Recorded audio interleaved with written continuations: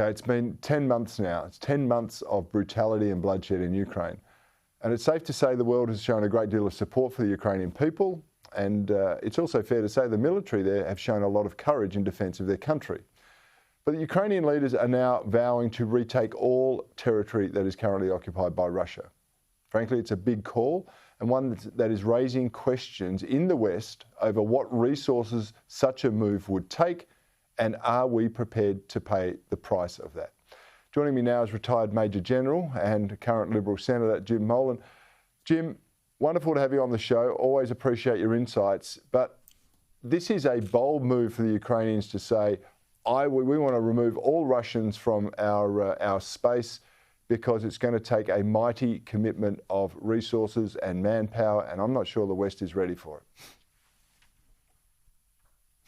Yeah, you could be right, Cory, and it's good to be on the show, and it's good to talk to you and to see you.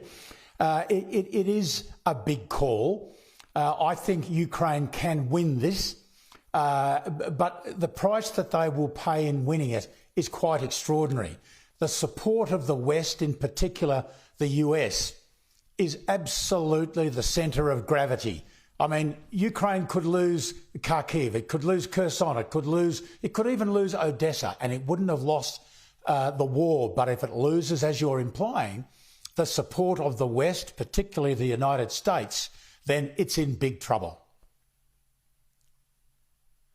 Yeah, one of the challenges and the discussions that I have all around this place is if we accept what we've been presented with, that Putin is the devil, he should never have gone in there, he's got to get out. But if our current position is we're dealing with someone who is belligerent and is not for turning, how do we avoid World War III? How do we avoid a nuclear escalation that would, drag the whole world into a conflict?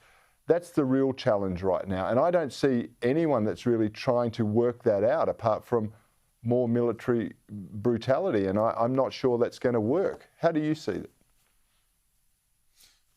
Well, I think the solution has got an awful lot to do with the linking of the tactical level of winning battles and the strategic level of what happens to President Putin.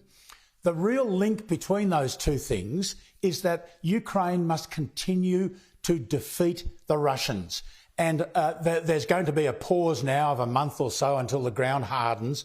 Then we'll see if the Ukraine gets out there and uses its military very aggressively.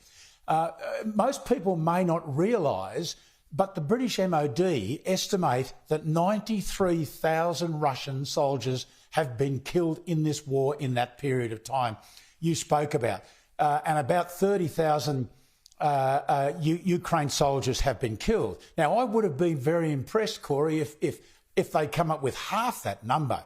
But the link between the tactical level and the strategic level of winning the war is that if Ukraine continues to fight, to win battles, to kill 500 Russians per day, which they are doing at the moment, that acts on the civilian population in Russia to an extent that I can only hope that someone moves on President Putin. Either his mates knock him off or he goes somewhere. There was a report this week, who can trust reports like this, that there was a bolt hole being prepared for Putin in Venezuela. Well, that's what you would say, wouldn't you, if you're putting out a lot of misinformation like that.